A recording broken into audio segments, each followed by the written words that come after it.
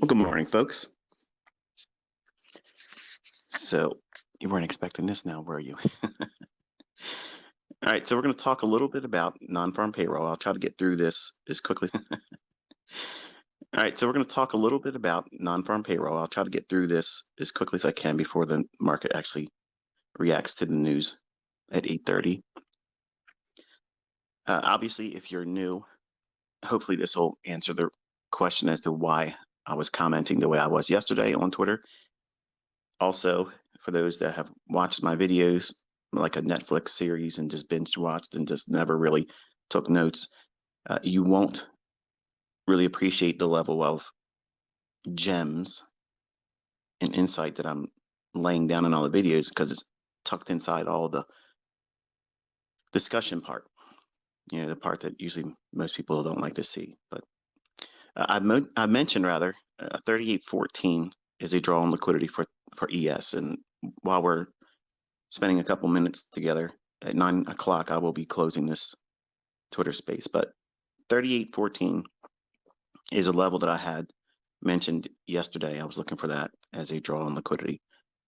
And if you pull up your ESH2023 chart on TradingView, you'll note that it is the January 3rd of 2023 daily low. And that's what I believe that they're going to try to reach for. Now, before I go into all this, I want you to understand that I generally do not touch non-farm payroll. I only do it in the past to show you that my precision isn't always up to snuff on those days, much like on Wednesday afternoons and on Thursday leading into non-farm payroll. So because I know I have hurt myself and I've actually blown accounts as a young man when trading those days, I learned by having a journal, looking at where I was repeating issues and things that were problematic. Those were the days that I predominantly would dust myself because it's at the beginning of a new month. Like everything else, like a New Year's resolution, people are going to get out there. I'm going to get more muscles. I'm going to get, leaner. I'm going to exercise more. I'm going to save money. I'm going to go on a budget. Everybody starts off with a mindset, excuse me, a paradigm shift in the way they think about what they're going to set out for as a goal, and strive to do very well, hopefully doing that. Well, at the beginning of the month, as a young man, I would have my account funded, saving up money and such. And I would try very hard on the first week, thinking, okay, the weekend's come, I got to make all my money. And then those days going into non-farm payroll would ruin me. So I learned my lesson from that. Now, the market obviously will gyrate around, and I generally get some non-farm payroll analysis ideas right, but not most of them. Okay. Now, if I am honest with you, I'm telling you that up front, and I tell my students this all the time. Why would I? Why would I try to get out there and arm wrestle the market when I know that that is where my kryptonite is? If I can identify where my weaknesses are, and I am mature enough to know that that's where my weaknesses reside, why would I go and do that very thing, challenging whether or not that still exists as a truth? It would be ridiculous, right, for anyone. So also real quick, while I do believe 38.14 is a likely draw on non-farm payroll, 38.04 and a half, also note that as well. That would also be December 28th, Wednesday of 2022. There's a daily low there. And let's just say, for instance, the market really unravels today. And I'm not saying I'm all right, okay, but I want you to see these are where I am expecting the market to go to today. And if it doesn't go there, then you're going to clearly see that this is the reason why I don't want to engage. This is exactly why I tell my students don't trade those days, because it's a carnival ride. It's a whole lot of volatility generally coming in the first 15 or 20 minutes or so after the news release in about 8 or 7 minutes from now. Right now it's 8:22 Eastern time in the US. And if you watch this morning and say it completely goes the opposite direction, I'm going to feel vindicated because I'm going to say that this is the reason why I don't do it. Now, worst case scenario, some of you are in here listening to this and you're going to be looking to do something and you're going to try to trade it and look for a move to go to 38.14 and or a move to 38.04.5. Okay. And it's going to go the other way, tear your face off, and then you're going to hate me because you did something I told you not to do. So that's why I'm telling you, don't do that. Just observe it. I have no problem sitting out here in front of you, like yesterday, walking you through why I don't trade those days. Because yes, you saw me pick one good move during the move or the market hours after 9:30 to lunchtime or whatever. One good move. That was it. Everything else wasn't doing anything for me. So it's stuck in the mud. So if I know the market is likely to consolidate, gyrate around in a small, meaningless, aimless range, like a sailboat without a rudder, why would you want to go out there and try to show yourself exactly what you already knew in your heart of hearts? You're not going to be able to make money in that particular environment or that market climate because it's waiting for what? The news to drop in less than 7 minutes from now. And then it creates this excitement, this carnival ride. And traders will be out here waiting to do something because there's movement on the charts. So, like a hungry leopard out there in the plains, they're going to be sitting waiting for movement, and the eye catches movement, and then boom, they pounce on it. Well, that's what this event does. Non-farm payroll, NFP in short, we call it, I call it, not for professionals. Okay. And I wish I could remember who I got that from because it's not original to me, but it stuck with me. Not for professionals was a wonderful analogy for non-farm payroll because while there generally is a lot of excitement that comes out during that time at 8:30 on the first Friday of each month, it's not advised for you as a developing trader and or someone that's profitable. Why would you gamble? Because that's exactly what this is. It's a gamble. You're asking the market, you're daring the market to take money from you. That's what you're doing. You're saying, here's the likelihood of me likely losing because it's wild, it's volatile. And sometimes it's not volatile. Sometimes it's a lackluster event. And still you can end up losing money because it doesn't go where you want it to go and just drifts sideways or doesn't do anything. And you get squeezed out of it, and there it is. So there's not what it used to be in the 90s and 80s. It used to be a pretty consistent outcome to non-farm payroll. And that's why it was a steady draw for people to want to do it. And then as electronic trading became a thing, a lot more volatility came in, which brought in more what? Retail interest. This is the day that everybody makes money. No, that's the day everybody loses money. I'm talking collectively as a retail trader, new startup, someone with less experience. Now, I know you're probably going to list 10 people that you see on Instagram or Facebook that show you after the fact this is what they made with their MT4 accounts. That's forget all that. Okay, we're in the really real world here. I'm ICT, and I'm telling you, I don't know what NFP is going to do. I don't know. So if I don't know and I don't have a statistical probability that would consistently deliver an edge, why on earth would I trade it? That goes against the whole reason why we are doing anything in these marketplaces, right? We're trying to trade in an environment that is controlling risk and has the opportunity and probabilities for us to succeed. Not a guarantee because none of us is guaranteed. So um, in the event that the market was to really unravel, okay, because we're in that daily range, consolidation, trading range, or whatever I mentioned the last time we were on YouTube. Until we leave that, we're going to see really just choppy, aimless market, price action. It's not going to do very much at all. So, and then again, this is the reason why I don't like trading in January. I wait till the first Tuesday of February, let the first month get priced in by everybody else out there trying to do something, with their New Year's resolution. They're going to make money. They're going to quit their job in 90 days. All these things, these unrealistic goals and resolutions as a trader. And they're all going to do what? Converge on a day like today because they have been trained to see social media influencers tell them, I made this much money. I caught the bag on NFP. And you don't know if those trades are real. You don't know if that's a fake MT4 server. You don't know if that is a account that's even yours. You didn't see them execute. You didn't see them show you beforehand why it should do what it should be doing. I've co-signed, I've said that I believe that 3814 will be tagged.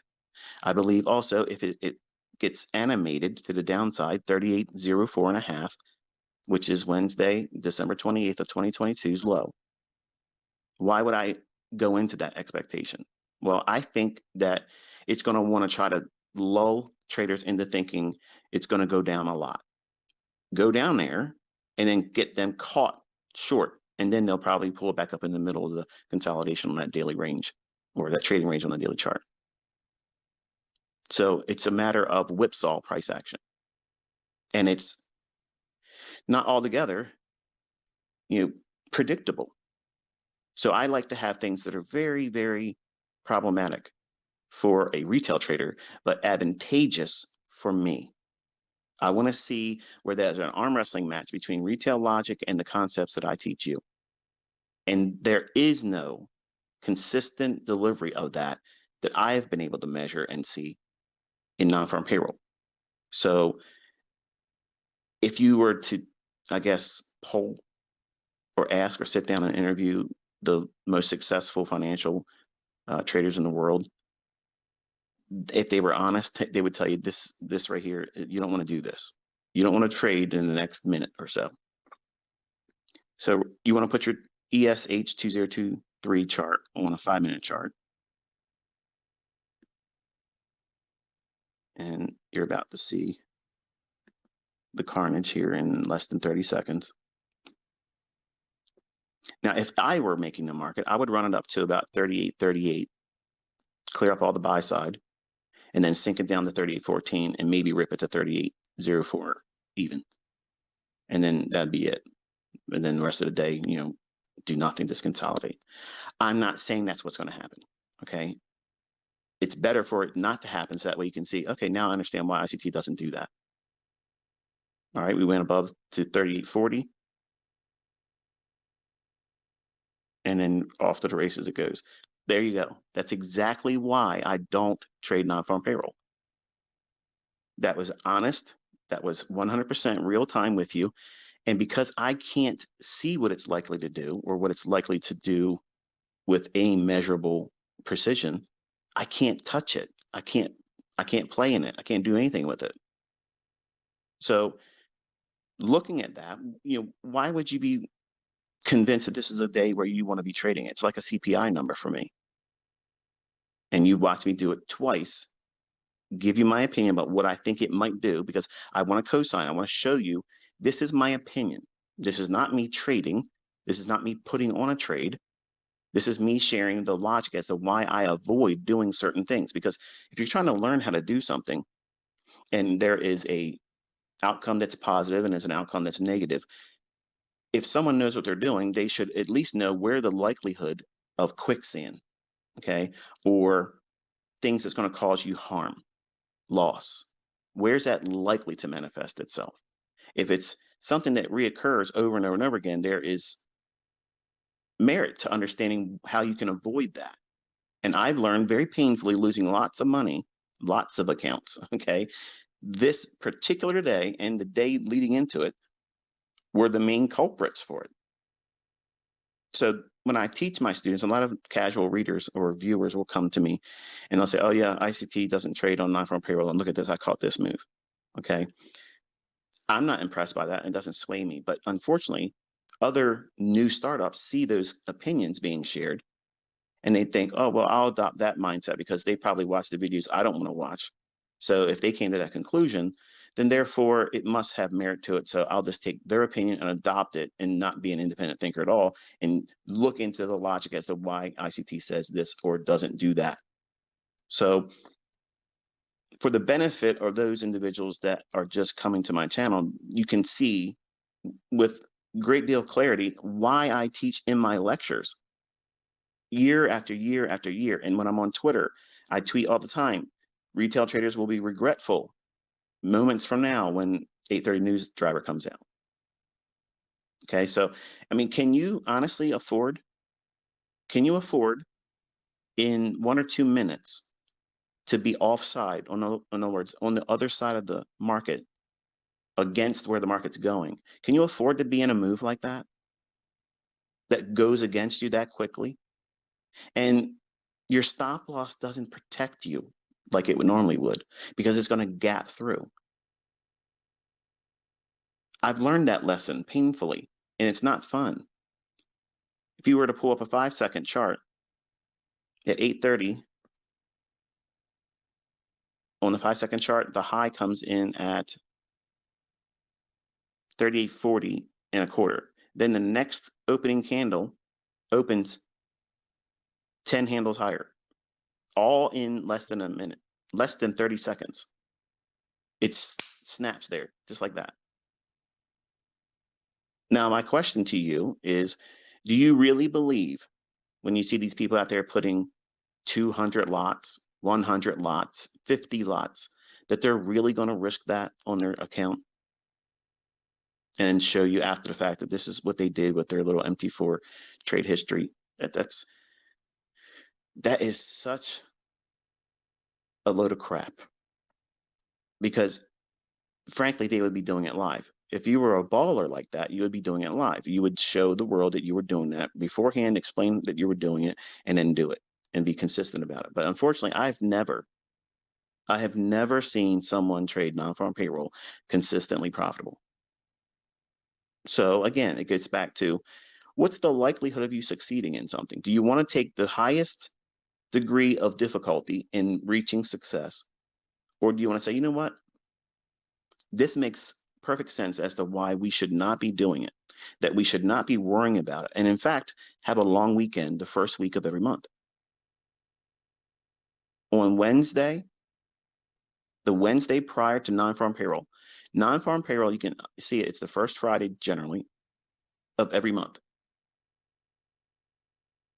So if you know that that's the likelihood for you to get caught up in something that's not probable,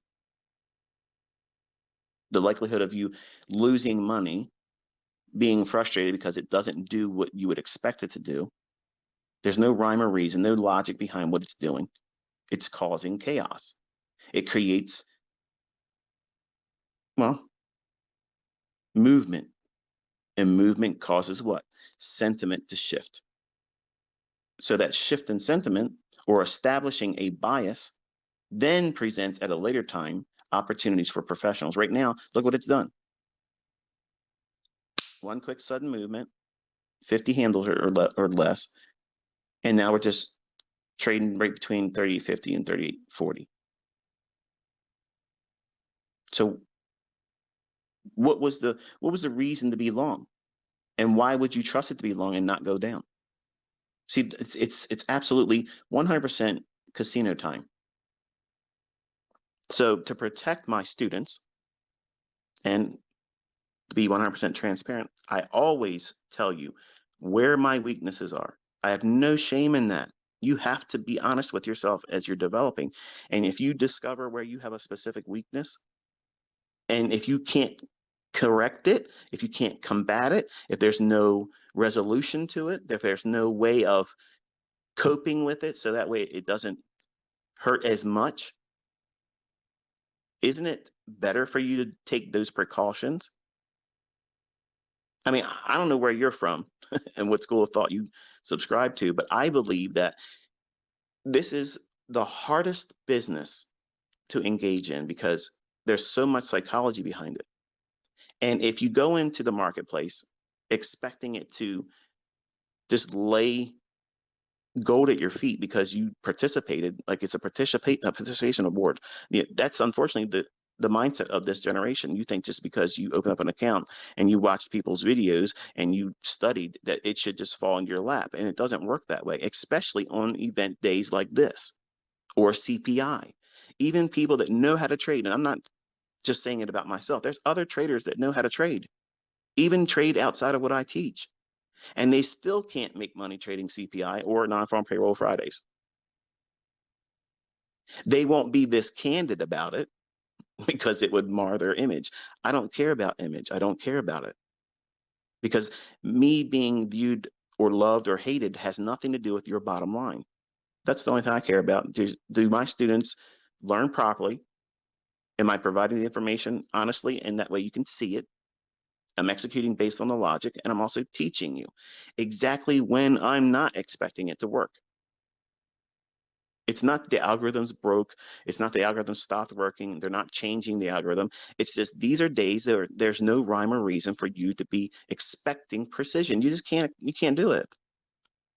I can probably list 2 or 3 times where the market went to a target in 30 years that I had predetermined before 8:30 would start.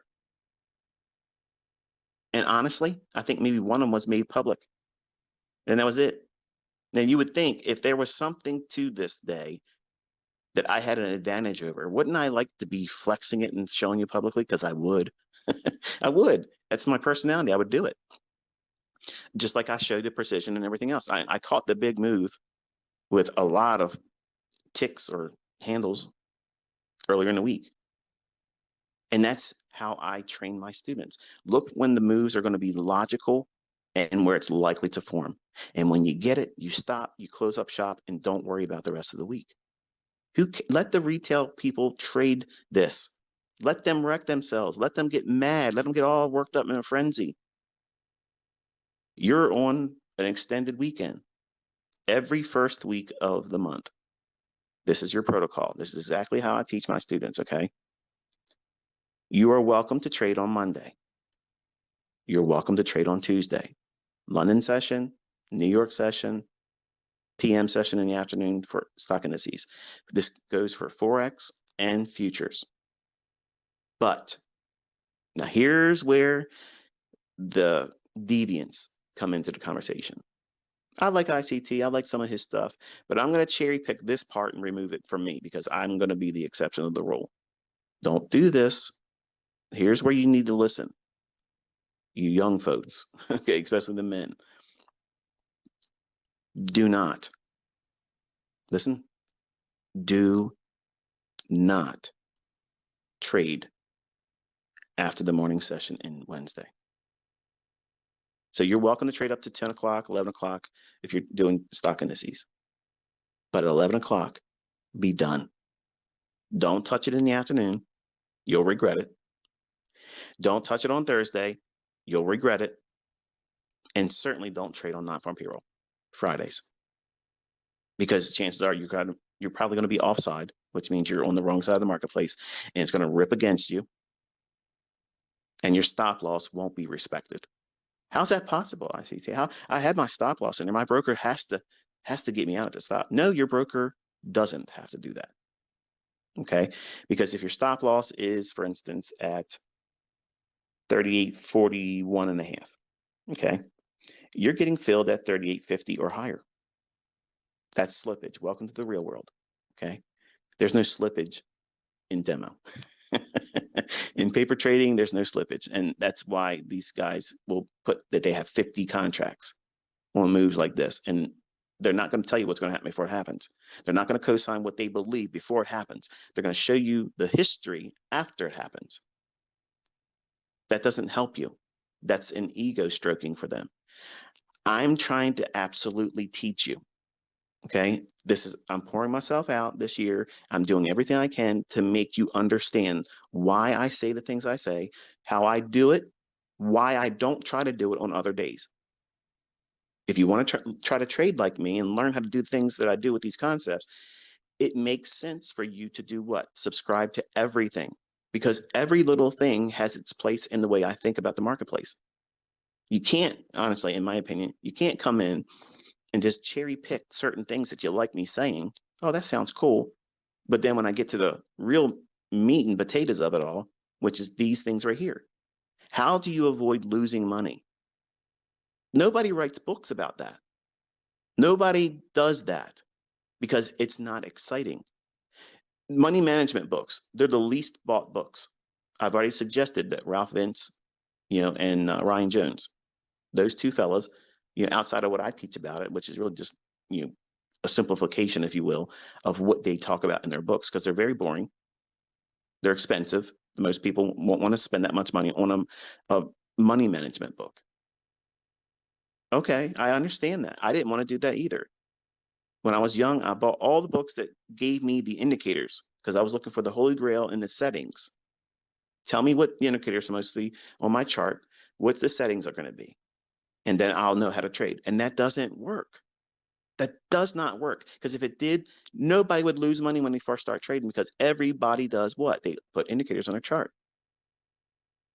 And unless you know what price is likely to do, how's it going to behave? That's narrative. Behavior is narrative. How's it likely to do certain things? Why should it do those certain things? And then when it does those certain things, what setups, what patterns, what concepts or conceptual theory would be applicable to finding entry in that narrative or in that behavior? And that's a huge chasm of understanding that 99.999% of educators, authors, and pseudo traders don't tackle because they don't know it. If you really want to teach somebody and communicate something to them, you're going to show them both sides of the coin. You're going to show this is the strengths and the advantages, and this is where the weaknesses are. And here's the advantage of knowing how to discern who's a real mentor, who's someone that's been really doing it or not. They're going to sit down and honestly tell you, this is where you're going to have difficulty. This is where it's going to be problematic for you. And why would they want to do that? Number one, they want you to succeed. I want you to succeed. I want you to be doing well at this. I don't want to see you lose. I don't want to see you suffer. I don't want to see you have monetary loss. That's why I teach in a demo. That's the reason why I show my examples in a demo. I mean, you saw live accounts this year, but last year, but irrelevant. When I show you executions using the techniques and concepts that I teach, I'm doing it in a demo. Because if you see your teacher out here with almost 435 or whatever it is, thousand people watching me, I'm still repping paper trading. And you see these young men come in there, oh, it's a paper trade, ha, ha, ha. Yes, it is, for compliance reasons. And I'm not a licensed trade advisor. I'm teaching you things that I believe are going to repeat in the future. That's my opinion. I want you to challenge that opinion. As a viewer, I want you to go into your charts and see if the things I'm teaching you are really happening. Is it an advantage? And don't go into it for a weekend or a month and say, okay, I watched some videos, I scribbled a couple catchphrases that he likes to say, and say, I took notes and I did the work. That's not the work. The work was like yesterday, where I'm showing you where things will look like a setup. And even I would take a trade if it was another day other than the days going into non-farm payroll. And telling you up front, I'm going to probably get this wrong. Don't follow this as a trade. And you saw it. The market did not perform like I wanted to do, and only one good setup. That's it. That's the line that you need to know where not to cross. Don't go into the badlands, okay? In the marketplace, there's these areas, there's days, these circumstances where you know that you probably are not going to succeed, but you just have to do it. Why? Because your social equity curve needs a new equity high with clout. That's why you're doing it. You want to be able to do well so you can go out on Facebook, on Instagram, on YouTube, on Twitter, TikTok, you name it, wherever it is that you're doing social media, gatherings, and you want to show your peers and your viewers that you were an expert today. You don't want to try to do that on this day. Okay? You don't, because the real experts still can't do it either. Not consistently. And those real experts, the folks that have been doing it a lot longer than these 20-year-olds that just started discovering what a divergence is, what a candlestick is. You want to listen to the old hats because we've been here for a long time and we've seen a lot of things. And unfortunately, we can be stuffy and old and fuddy-duddy and maybe not hip to the new things, okay, the new lingo. But there's wisdom in people that have been doing this, not just me. And I love listening to older traders. I love listening to their stories. I love listening to the logic and the discoveries they've had to find out through pain and loss and how long it took them to do that. I tried to beat this day.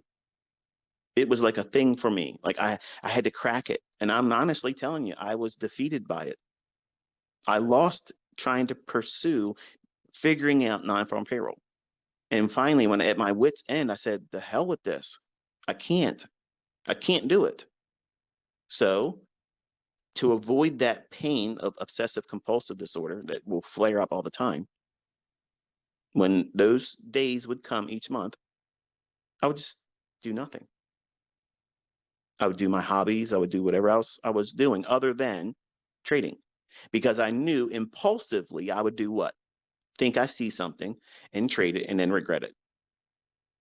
How do you avoid doing it? You avoid it altogether. You avoid it. There's no secret to it. If it hurts, it causes you harm, don't do it again. It's simple as that. I don't care how many people around the world can show you after the fact what they supposedly did. Nobody's making a career trading on non-farm payroll Fridays, okay?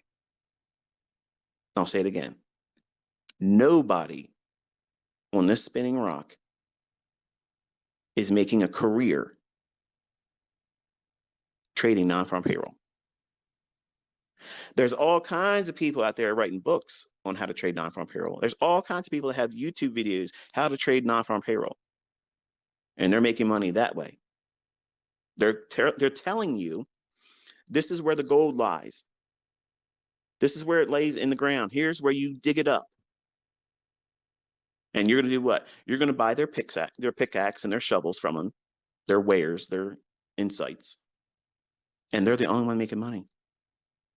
Nobody's finding gold out here. It's fool's gold. You think because it moves around, there's opportunity for you to make money. And when you go in there with your pickaxe and your shovel, you just bought money, you spent money on listening to these other people who haven't made money doing it, can't consistently show that they do it. They're only going to show you a book example in hindsight. That's it. That's all you're going to see. That's all you're going to see. Non-farm payroll, those, we'll just call it 30 minutes, okay, from 8:30 to 9 o'clock. That is such a gamble. It's unbelievable. But because of the velocity and the ferocious delivery of price when it's real quick and sudden, that's like, wow, if I could have done that long, if it goes up, or if I could have been short right before it went down like that, man, I could make so much money. And what are you doing? Think for a second. If you're feeling that way, okay, and some of you probably looked at this morning and said, he got it wrong, but you know, I could have bought that and that would have been so much more money, or I would have done this, or I would have done that. Or maybe some of you listened to this and said, watch this, I'm going to demo trade and fade ICT. And look, I did this, and you're going to come up with all kinds of reasons why after the fact. You're still looking through your charts trying to find some kind of trend line where it lined up for it. Trolls. But you're not going to be consistently able to follow this and make money. But why are you trying to push your career into one small day, one small micro fluctuation? I don't care how big non-farm payroll ever is, or ever has been, or ever will be in one event. That does not convince me that that's the only thing I need to worry about for my career. And see, some of you are going to be thinking, yeah, but we need movement to make money. And you can hear the infancy when people type this or say it in their videos or read it in their books. You need to have movement, and non-farm payroll provides that movement. Yeah, it moves just like CPI does. It will move you out of the industry. It'll move you out of the brokerage firm that you have money deposited in right now. It won't be there. That's the movement that you're going to have. Okay. That's the movement that's going to be the result, because you're going to try to do something and it's going to clean your clock. Done and dusted. It's over. Thank you for playing. Good day. There is no participation award except for regret. I wish I would just be able to say this and people understand. Oh yeah, this is problematic. And I know some of you want to crack it because you said you hear me say I can't, because you heard me talk about many times how Larry Williams wanted to know how he wanted to be a buyer below the opening price on big up days. Well, I figured that out. I've made it public knowledge. It's Power 3, and you have to look at other things, and it's there. But I failed at non-farm payroll. I couldn't do it. I couldn't figure it out. And I spent decades doing it, trying to study and trying to optimize certain things to make it, where it would work. Nope. The only thing that becomes is form fitting, because it's a random event. You have no idea. You have no idea what the market's going to do. On this day here, this is, well, let me rephrase that. FOMC, when rate announcements come out, not so much the minutes. When the minutes, FOMC minutes, that's like a little nuisance type move. Okay, that's not the same thing as a rate announcement by FOMC. Okay, so when the Fed comes out, that event is two stages. Whenever there's a rate announcement being released at 2 o'clock in the afternoon in New York session, okay, there is two moves that take place. The first one's the fake one, and then the real move is the other direction. And I've taught that already. The FOMC minutes just create a small little aberration, and boom, it's just a short little fizzle, and it's done. CPI is a bullet to your forehead. Okay, you have no opportunity. It's Russian roulette in a gun that has 6 chambers, and there's only one empty chamber. That's CPI. That's trading with CPI. You want to spin that chamber, click it, and put it to your forehead, and you think that you're going to do well with that. That's why I don't do it. That's why I don't touch it. So those events, those are the very things in non-farm payroll I don't have an advantage in. I absolutely cannot know with a surety on those high impact news drivers, CPI, rate announcements by the Fed, or any other country when they're doing their interest rates. Like if you're trading currencies and, in the Eurozone, country comes out and says, oh, well, we're going to do this with our interest rates. Or Japan comes out and says, we're going to do something with our interest rate as well. You don't know what's going to happen. And what I mean by that, oh, yes, you can, ICT. You can follow the fundamentals, and the fundamentals tell you all about that. Okay, go in there and trade intraday based on your fundamentals on a day like this. It'll give you another orifice with something packed in it. You don't want to do that with these days. These are days that look like opportunity, but they're cleverly disguised impossibilities. And I know that sounds like a Debbie Downer remark, like, oh, I like listening to you, you always encourage me, but this sounds like, a defeated ICT. It's not a defeated ICT, it's a wise ICT. I've learned this painfully. And some of you don't want to learn this lesson. Some of you want to ignore it. You want to just block that out. Just tell me when it works really good. I want to know that. Give me the good order blocks, the good fair value gaps. Tell me the ones that stay open. But you don't want to listen to stuff like this. And this is the stuff that keeps you in the game, because you're going to do it wrong. You're not going to listen to these lectures and these discussions and know that these are the problem areas in the marketplace, and they're going to hurt you. And you won't be in the game long enough to weather the normal ebb and flow of ups and downs in your equity curve, because you're starting out and you want to be a rocket. Here you are on a launching pad. You just started learning ICT concepts or whatever. Maybe some of you are going to leave what I'm teaching. That's fine. Go ahead. I wish you luck anyway. And you're going to do something else, but you're going to have that same expectation. You're now a rocket on a launching pad.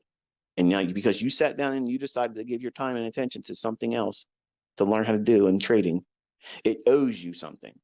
The market owes you something because you've studied, you've watched some things.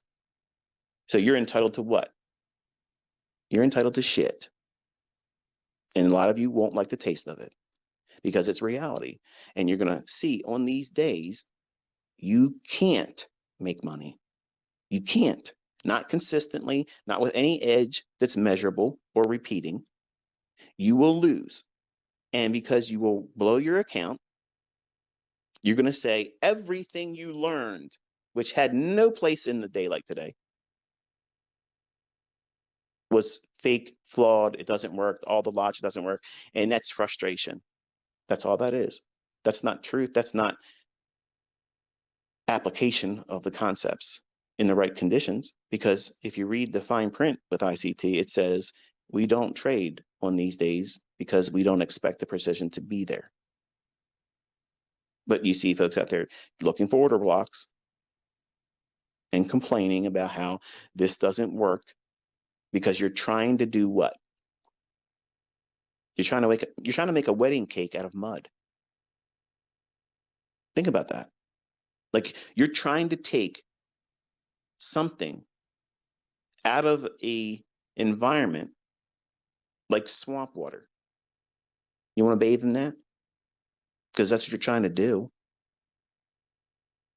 You're trying to do something with something that is not likely to even come close to the result you're trying to get, because the environment is not conducive for you to be successful. It's not designed for that. So if you can be mature enough as an adult, and hopefully we're all adults here, you have to respect the measure of underlying risk. And one of the best tenets to a successful, consistently profitable trader is they are number one, respecting of risk, knowing that the first tenet to successful trading is preserving capital, not how much you can make. How much can I lose on this trade? And what can I afford to lose? And don't say because it's 2%, I can afford to lose that, because 2% for some of you is too much emotionally and psychologically. You're looking at these funded accounts and you're thinking, I'm going to get me a $300,000 account. I'm going to roll up all these accounts. I'm going to get $1 million funded. Okay. So you're saying that you're going to be comfortable with losing 20,000? No, you're not. You're not. You're going to lose your mind. Okay. So there's two stages to understanding money management and risk management. You have to know what your account can afford to take as a loss. And then you have to test that theory psychologically and emotionally within yourself. And many of my students and other people out there have done this too. They have discovered that, hey, you know what? 2%, I can't do that. That's too much. And they go down to 1/4%. What? You can't make money. Look, 1/4%, you don't need a job. Because if you're consistently able to take that 1/4% risk and you're trading with 5 times that, do the math on any of those funded accounts. See, that's the problem with Have It Your Way mentorships and dollar menu mentors. They go out there and they show you this stuff that they're not doing. They'll show you stuff. Oh, well, you can take this order block. Here's a trade. And you listen to these cats and they say, yeah, I took a trade. I think I took a trade. I think I got in here. I don't know where they're from, but if they took the trade, all they have to do is show exactly where they got in at. That's how you know you're listening to a liar. With me, you see my executions. You see exactly where I'm getting in. You see the price. You see my stop. You see when I'm managing it. You see where I'm expecting it to go. And there it is. That's someone that's been doing it and has been doing it for a long, long time and has no problem showing you this is what it looks like. But you can't take risk management and money management and just say, okay, I learned this from that video. I learned this from this person. They said this is what they do. So I mean, it's applicable to me. It's not. It's not. So my advice for you, if you're trying to do these funded accounts this year, or maybe, you probably already done this and you know exactly where I'm going with it. Once you get funded, do the least. Because especially if you're new, you don't know how you're going to be impulsive on days like this and other days that you didn't check the economic calendar. Another central tenet to someone that's a professional: they will not touch the market without knowing what the economic calendar is. Yep. That is the number one tenet to knowing what not to do. Think about it. When we get into the wintertime and you see it's cloudy and such, weather drops real sudden, and you're in areas where what? Snow is likely to happen. What do? Let me see. Expecting snow? The old hats, we can smell it, just like the rain too in the warmer months. You can smell it coming. We've been around long enough. But young folks, they only see and engage with what's right in front of their face at the moment. Right now, they have short-sightedness. They can only see right in front of them.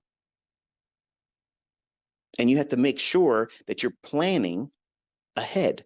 You got to project the likely scenario for you to succeed, but also compensate along the way for detours that's going to be required that you didn't foresee.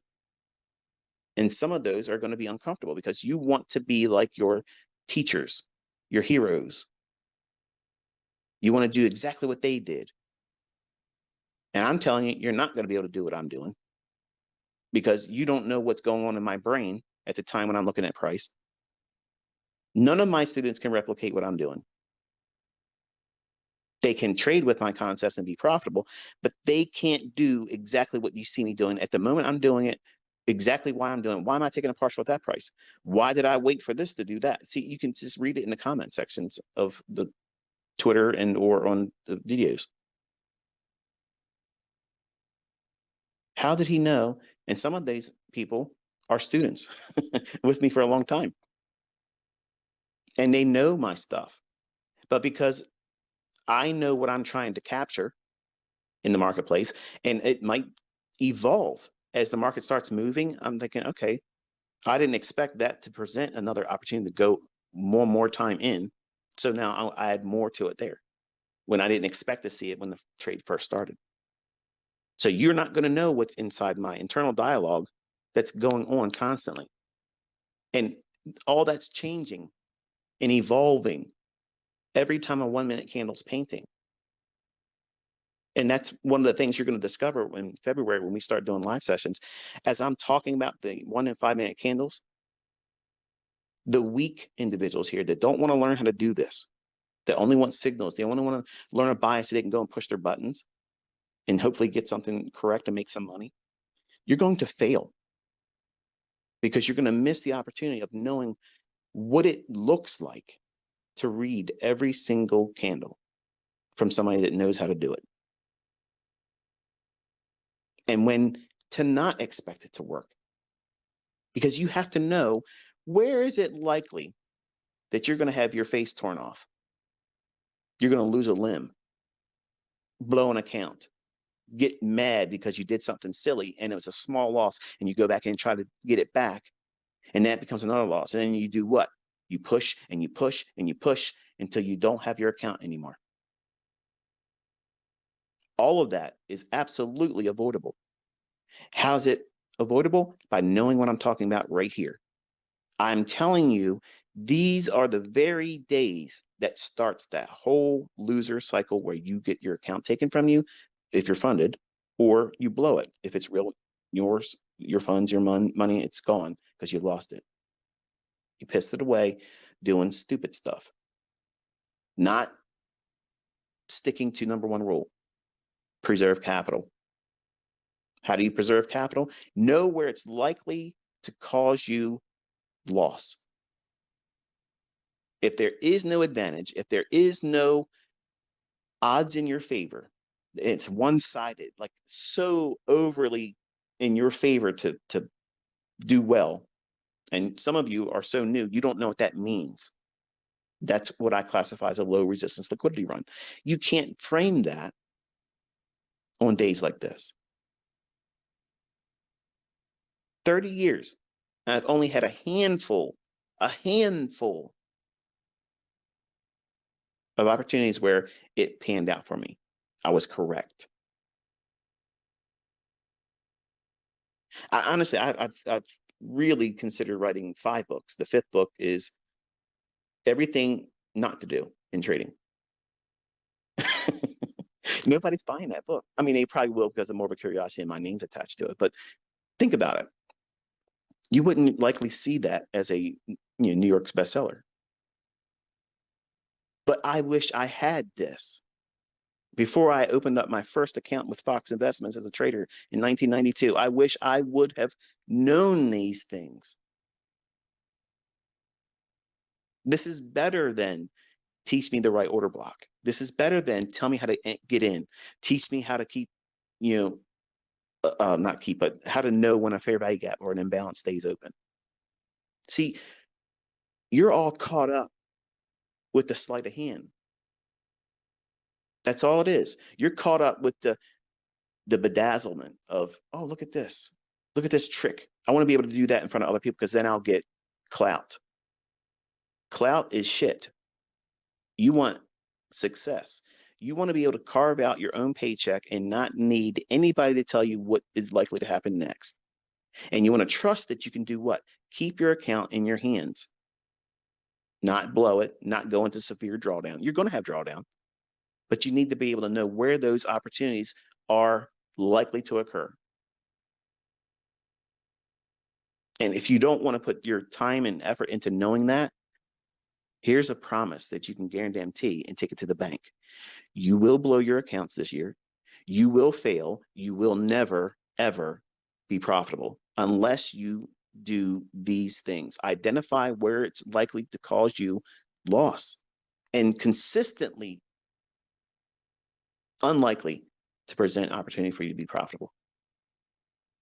Why wouldn't you want to listen to sound advice like that? It defies all logic when I see young folks, even older folks that have been trading for a while. Oh, but I've had an opportunity where I did this one time. One time you did something, and you're going to make that, it's going to have to be always for you to be in there trying to do non-farm payroll or trying to guess what CPI is going to do or trying to guess what the reaction in the marketplace is going to be on a rate announcement. How many times have you seen the rate announcement come out as expected and the market do what you thought it would do,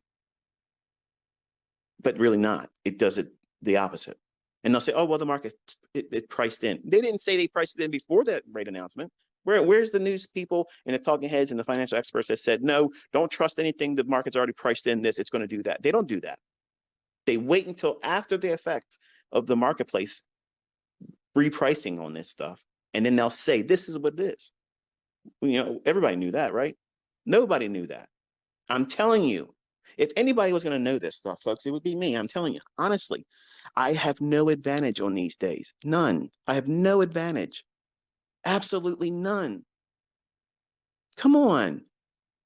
I mean, if I sit down and I tell you in a video, or if I wrote a chapter in a book and said, this is the secret to being 90% accurate, that's the chapter. You're all putting the potato chips down. You're telling your wife, stop talking to you. You're going to physically go out and go sit in your car and take yourself away from every distraction because you want to know what that chapter says.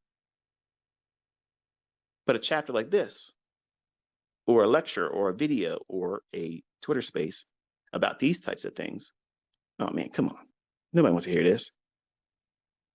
Yeah, nobody that wants to lose their account, that's never really traded with real money, had loss, blown several accounts, and figured it out that, hey, this is a problem. Because you can have all the resolutions in the world. You can write down a goal for yourself for this year, all you want. You can be encouraged by everything else I'm saying. And you can learn some really good stuff this year. And it all works. But guess what? You're going to lose your ass when you don't know this. Because this right here is what takes everybody out. Not knowing what's going to hurt them. You can't just keep pushing and pushing for the purpose of just trying to make money and not identify the necessity for a shield. You're going out there with your spear, you're going out there with your sword, okay? You have to have some kind of protection, your shield. What is that? Wisdom and money management. You have to have wisdom before you can even implement money management. So what's the purpose of the money management? You have to know, where is it likely for me to fail? And some of you, especially young men, want to ignore that because you view that as weakness as a young man. That's somehow attacking your manhood, your masculinity, your identity. No, identifying weaknesses and knowing how to navigate them, that's strength. That's maturity. That is mastery. I mean, if you want to dabble, you know, like going to a casino and playing the one-armed bandits, and you want to treat trading like that, by all means, be my guest. I don't want students to think that way. I wanted to understand this is an area in time where probabilities are so shifted against me. I have no business going in there regardless of what I see in the chart, period. End of story. It's done. It's not up for discussion. It's not up for debate. It's what it is. It's the gospel. Live by it. But that's not exciting. That doesn't make me stand out in the crowd on social media. You're damn right it doesn't. And that's exactly what you're supposed to be doing, because everybody else out there on social media that's trying really hard to be something they're not, they're floundering this year already. They're floundering, failing, falling on their face. All this supposed they have the highest technology of this and that and thing. And no, they can't be profitable. They're falling on their face. Their things don't work because they don't know this rule either. The markets are algorithmic. And if I can't find a plugin for when the algorithm is likely to do certain things on certain days, guess what? There's no advantage there. You're going to get chopped up, grounded down to bits. And in those instances, human nature being what that is, you're going to do what? I didn't do it hard enough. I didn't trade hard enough. I didn't trust it. I didn't trust my edge. I didn't trust my system. I got to keep going back in. I got to keep pushing the button. I got to keep going and taking my signals. I got to take my signal the next time, even though this is a loss. The book says, the guy on Twitter says, I got 20 years trading experience. I was used to be with a prop firm. I ain't never really shown anybody a real track record. I haven't really been able to call markets beforehand, but I'm going to tell you that you got to keep pushing your edge, and then you blow your account.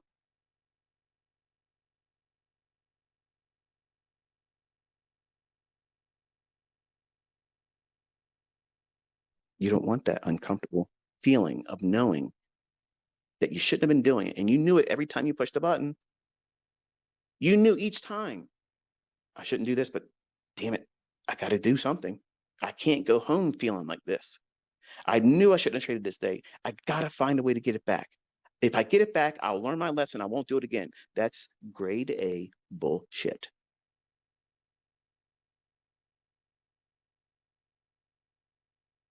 Folks, this is the books that you want. This is the chapters you want to read. These are the life lessons as a trader that you want to understand and apply to yourself. And I know they're not fun. It's not pleasurable. It doesn't give you a dopamine hit. It doesn't make you feel empowered, but it should. That's the perception of someone that's going through this stuff. I can look back and hear myself talking right now and say, if somebody would have just simply sat my young ass down, slapped me upside the head and said, listen, Huddleston, listen, you are not going to be successful because you're not paying attention to this. You'll find trade setups. They're going to pay you. Your account will grow. And where you're going to get knocked down is because you're not seeing this. And you're going to fall victim to this. So this is the most important thing right now. You're thinking about what indicator settings and what time frame. That's stupid. Because if you understand where the opportunities lie for high probability, low resistance, some of you new are thinking, so you're bear. You just want to trade resistance. No, low resistance liquidity runs is when the market just freely just runs right quickly to a poor liquidity or an inefficiency. And it's so one-sided and easy to see before it happens. It's quick. It delivers right away once you get in, and it's just nice. That's how I teach my students how to trade. Are they all like that? No. But that's the environments that we're trading in. But we try to recognize areas that are problematic in creating those very instances for low resistance liquidity run signatures. So it's a hard thing for a new viewer or listener or student of me to digest this type of discussion, because you want, and I understand this is exactly how I was, and everybody's the same way. When you sit down with someone and they're supposedly going to teach you or illustrate or demonstrate prowess in the marketplace where they can buy and sell and profit, you expect a gimmick, you expect some trick or technique or concept or indicator or pattern or service or product to put your hands all over, handle it, and put it to work using it right away, or go through the process of looking for it. Okay. Unfortunately, this skill here is something that you have to carve out through pain and suffering and time. It's expensive. This lesson is very expensive because you won't learn to appreciate it until you have been doing it for years. And you're going to look back in your journal and say, yeah, I can see clearly if I would have been trading on these days, which I'm telling you not to try to trade on, you would have lost your ass. And you can smile in comfort knowing that you did not suffer that because of your maturity and your wisdom and discipline, something that this generation is lacking. You get on social media, you say whatever you want to say, carry on the way you want to carry on, and think there's no consequences to that. And you think with that mindset, you're just going to go out here in these markets and you're just going to kill it and make all kinds of money. And it's going to be a cakewalk for you. And then when you have your first losing trade that goes into a series of losing trades, now you're in drawdown, you're going to find out how fragile you really are because you're going to do dumb shit. You're going to make stupid decisions. You're going to chase losses and parlay up to larger losses, thinking that you're going to get it back. And you keep digging the hole deeper, and you keep making that psychological wall higher, fortifying that wall of disbelief that you're going to be successful. And all of this compounds into what? Toxic thinking, losing trader, failed trader. And all of that is easily avoided. But it starts with discomfort. It starts by abstaining from these specific days in the marketplace. You all want to have a happy ending experience on these big movements. You don't. You want to be in a long-term relationship with the market. But the market's a cruel lover, and it does not like one-night stands. You need to be able to stay and have a Viagra effect. And the only way you have a Viagra effect in trading in your equity is avoiding too quick. And honestly, you want to have a slow hand. You don't want to be quick to push the button on days like this. You say, yeah, it's all right. I don't need a Friday night floozy. I don't need a Sunday morning regret. Let me just sit here and I'll observe it and watch it from the end of the bar. And we'll see who leaves with them at the end of the night and who wakes up with an STD the following day. In the markets, everything looks good. Everything looks like you want to take it home. But then as soon as you sit down and you push the button on a day like this and you get wrecked, it's not a matter of, well, you know, I struck out this weekend. There's always next weekend. I'll work real hard, get my girl money up, go out to the clubs, and we'll see what I get then. That doesn't work like this in the marketplace because you're in control of your own actions and your decisions. And when you lose your mind in days like this where it just rips against you, do you have the discipline to say, you know what? I put myself in a situation I can't correct today. It's going to take me time, maybe a couple of weeks to fix this. But I have thrown good money after bad. And I have to abstain from this. And it doesn't mean I'm a failed trader. It doesn't mean my opportunities that I look for are flawed. It doesn't mean that my logic is flawed. It just means that I made the poor choice to engage in a day that I was told, because all of you are without excuse now. You have no excuse now for blowing your account, because I'm telling you, I'm absolutely guaranteeing you that this is exactly how it starts, if not on the very day of it. So if you did not listen to me and you pushed the button and you traded today and you got hurt, don't look at the rest of this day and think, I'm going to get something before the close of the day. No, you don't. No, you don't. You just had a bitter pill, a jagged, bitter pill. Wash it down with time. Don't go in there trying to fix it by doing more of the same shit. Stop. Don't do anything. Let the market do whatever it's going to do today. And I promise you, there's still going to be a plethora of opportunities throughout this year. And this one, you won't even remember it. You won't even remember this day. Some of you probably already forgot about the CPI, the two of them that I outlined before. I thought the market was going to go wherever I thought it was going to go. I told everybody publicly, this is what I'm watching. This is what I would expect to see. And this is what it did do, the opposite direction. Immediately ran like a bullet the other direction. Illustrating exactly why I can't get in front of those market moves. I don't have a statistical edge in that that's consistent. So if I know that as a mentor, would I be a good instructor or teacher to you if I know that's a weakness of mine? And I can't even prove to you, like I prove everything else, that I can trade with market maker models, I can trade with precision, I can get the targets, I can trade lows of the day, high of the day. Notice that I'm not doing that on non-farm payroll days or CPI days. Have you paid attention enough to at least identify that much? I know where my probabilities of success reside. And I know if I'm going to arm wrestle somebody, I'm not going to arm wrestle somebody that's bench pressing, 500 pounds, curling 200-pound dumbbells, and has an arm larger than my head and has no neck.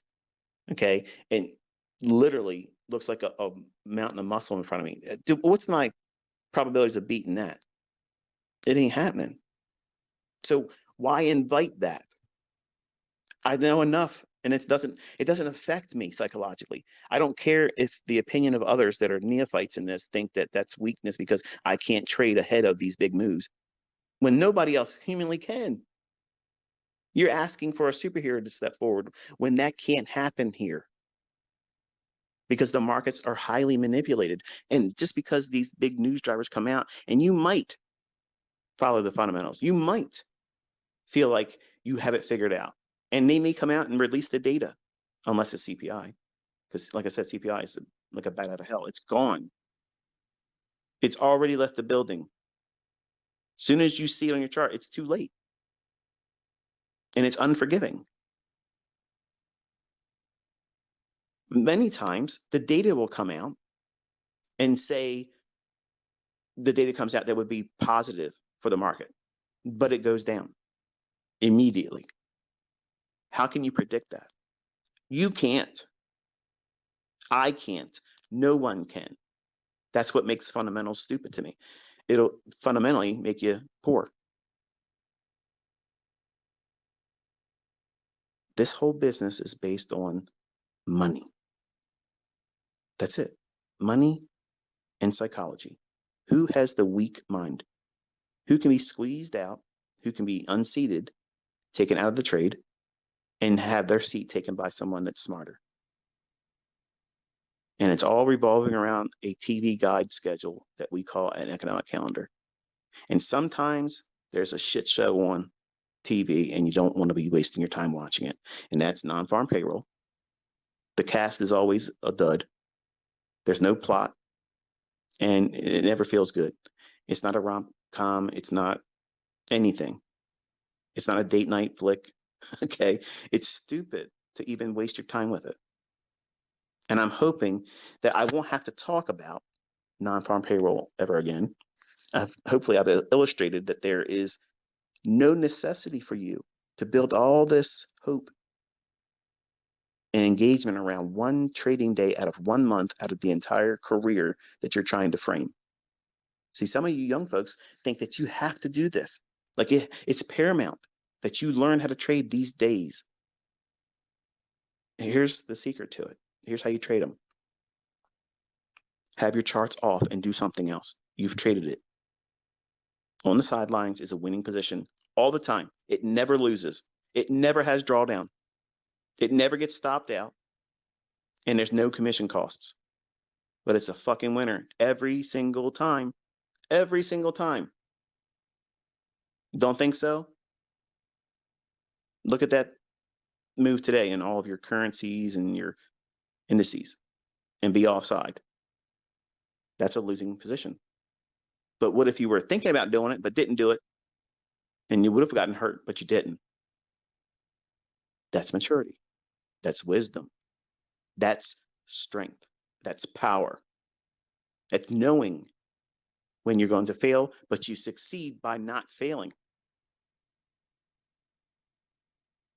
None of these people teach this way because they have to engage you with dazzling you with this and that and gimmick this and gimmick that. It's not how you make money. That's how you get people pushing buttons. I don't want you pushing buttons. Think about how I teach. You study price for a long time before you even do any demo. Why? Because you have to discover where you're going to derail yourself. And these days are going to be a catalyst for weak-minded, undisciplined train wrecks. And it's not a popular subject. It's not a feel-good conversation, but it should be. You should feel like you're empowered now. You know what? My teacher said that he doesn't have to worry about trading those days and he can still find setups.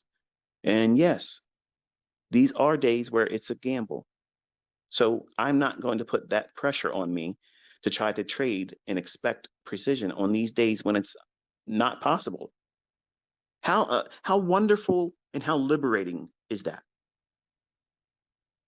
That's just one extra thing that you don't have to contend with and worry about and obsessively, compulsively fear. But everybody else is going to try to crack the code on these days. They want to be the ones that figured it out. Hey, if someone can figure it out, consistently do it, I'd be their student. I ain't got no shame in that. That's something that I couldn't do. But I'm going to tell you right now, it's never going to happen. It's never going to happen. And how can I know that in confidence? Because the hand behind this market and the things that make this world spin, they're always going to be in control. They're going to manipulate. And when there's enough money to be taken on one side of the marketplace, that's where it's going. That's it. Wherever the most money is, that's the path of least resistance. That's how your mindset should be going forward, because that's how the hand operates. So hopefully you found this one insightful. Hopefully I was able to more or less nail down why it is that I don't trade non-farm payroll. And you can apply this to CPI. You can also apply it to ahead of FOMC rate announcements. Like I don't have a position on ahead of FOMC rate announcements. Now after, only on, listen to this folks, only after CPI has hit the market and created its craziness, then I'll look to trade maybe 30 minutes after the news driver hits. So 30 minutes after CPI, then yeah, you can trade that. Later in the day, in the PM session, if it's still something that's of interest, you can study non-farm payroll in the afternoon session. But generally, it's going into the weekend. Nobody's really caring about it more, and usually the volatility is very light. So that's why I don't touch it. FOMC rate announcements. When the first move happens, I'm trying to get a feel for what it should do. But when it does whatever it's going to do, then I know at 2:30, that's the other direction. Not all the time, but you're going to see about 80% of the time, that's usually what FOMC does. The first move is a Judas. And sometimes it's even wrong based on what it's wrong, but I'm wrong in my expectation of what it's likely to do. But it's okay because I'm waiting for that penny to drop. Once the market does what it's going to do based on that initial rate announcement hitting the marketplace, then I know I'm going to try to do the opposite direction because there's so much money already in there based on what's been priced in. Stops. Liquidity. And that's what the 230 run goes right to and tears their face off. That's how I trade on FOMC rate announcement days after the fact. I don't trade in the morning session because chances are if I do something wrong there, human psychology means that I have to do what? I got to get it back. So I teach my students not to do that too, because you don't want to go into FOMC in the afternoon after 2:30 when the real move takes place with drawdown, because you're going to be enticed to do what? More than you should. And you're going to be emotionally attached to the trade because you have something that you've lost. So you don't want to do that. And that's it for today. Hopefully you found it helpful. Hopefully I've answered some questions in regards to what it is I teach and why I teach the way I teach about it. And you don't need these days to do well. I promise. Until next time, be safe.